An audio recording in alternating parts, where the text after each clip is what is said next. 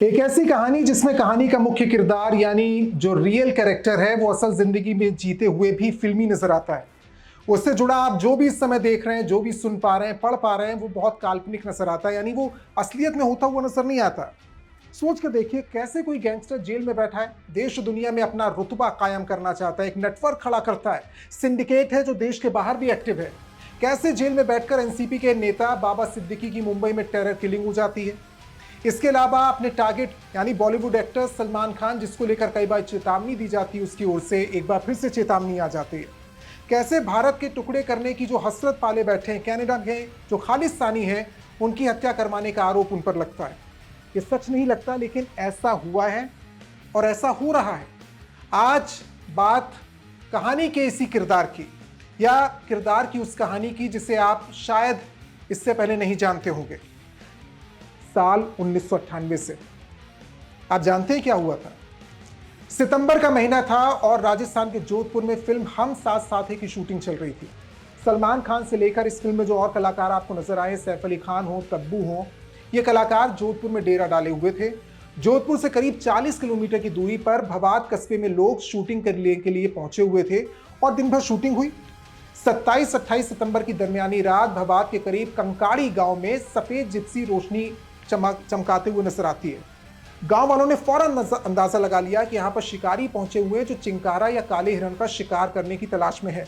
जब तक वो गांव वाले कुछ कर पाते, गोली चलने की आवाज आती है, गांव वाले उस तरफ भागते हैं और जैसी आवाज उस समय आई थी, वहां पहुंचने के बाद उन्हें जिप्सी नजर आती है और तेजी से भागते हुए कुछ लोग नजर आते हैं।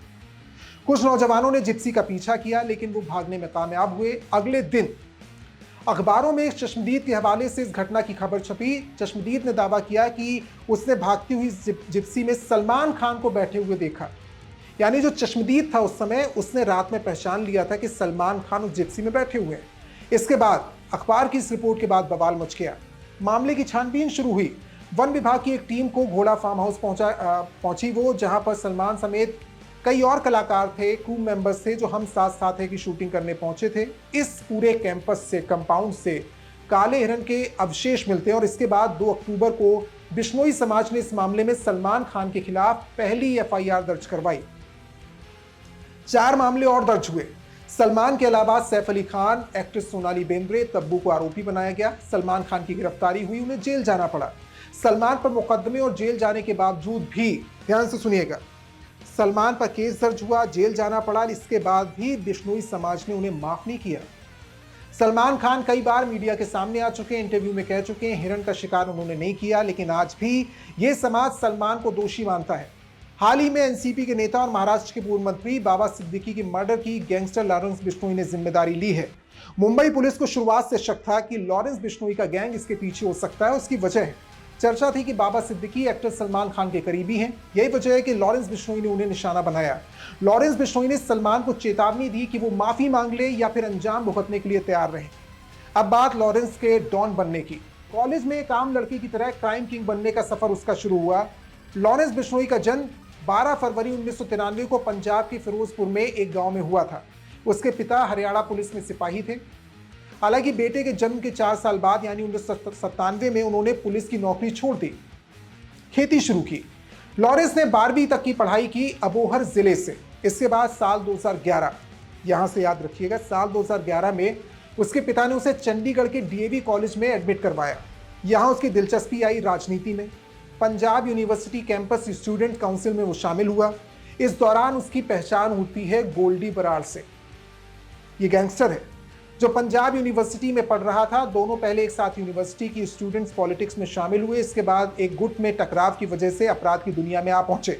हालांकि क्राइम में उतरने से पहले लॉरेंस बिश्नोई एलएलबी कर चुका था। इस दौरान उस पर हत्या का प्रयास, डकैती समेत कई मामलों में केस दर्ज हुआ।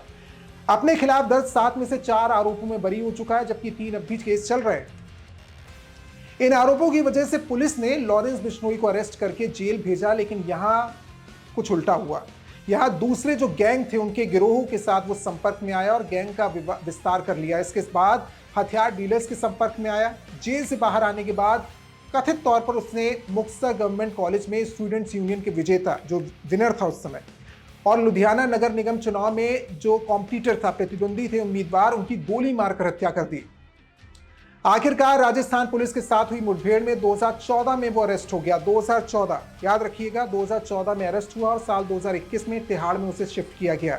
उसने जेल में रहते हुए गैंगस्टर से नेता बने जसविंदर सिंह उर्फ रॉकी से दोस्ती की। रॉकी से दोस्ती के बाद 2016 में जयपाल भुल्लर ने उसका मर्डर किया। लॉरेंस बिश्नोई ने बदला लेने के लिए 2020 में जयपाल भुल्लर की हत्या कर दी, यानी अपने साथी की मौत का बदला लिया और दबदबा कायम किया।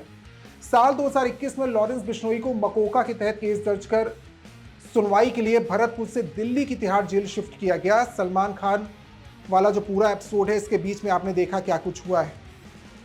यह भी नहीं भूलना चाहिए कि कई ऐसे लोग हैं जिन पर आरोप है, जिनको लेकर यह आरोप है लॉरेंस बिश्नोई पर कि उन पर गोली चलवाई, उनके घर पर फायरिंग हुई है।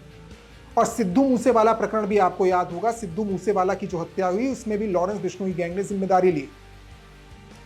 सलमान से वो खफा है, यही वजह है कि एक बार फिर से वो चर्चा में आ चुका है। बिश्नोई के चर्चित अपराधों की बात की जाए तो एक लंबी लिस्ट नजर आती है। आरोप है कि चिंकारा प्रजाति के हिरन को मारने से खफा बिश्नोई एक्टर सलमान खान को मारना चाहता और इसके लिए उसने 2018 में अपने करीबी संपत नेहरा को मर्डर की सुपारी दी थी। इसके लिए मुंबई जाकर सलमान खान के घर के आसपास की रेकी की थी। इसके बाद 29 मई 2022 को पंजाबी सिंगर सिद्धू मूसेवाला की गोली मारकर हत्या की गई।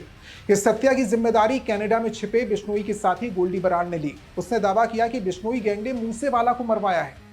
फिर लॉरेंस गैंग ने नवंबर 2023 में एक और पंजाबी सिंगर गिप्पी ग्रेवाल के घर पर फायरिंग करवाई। ये फायरिंग ग्रेवाल के कथित रूप से सलमान से करीबी रिश्तों की वजह से हुई।